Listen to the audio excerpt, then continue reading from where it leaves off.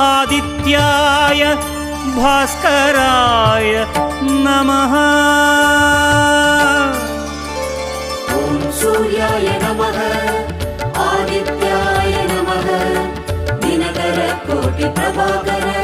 ॐ सूर्याय नमः ॐ सूर्याय नमः आदित्याय नमः दिनकर कोटि प्रभाकर।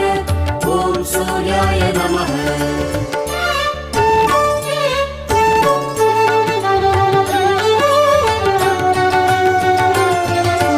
ततो युद्ध परिश्रान्तं समरे चिन्तया स्थितं रावणं चाक्रतो दृष्ट्वा युद्धाय समुपस्थितम्।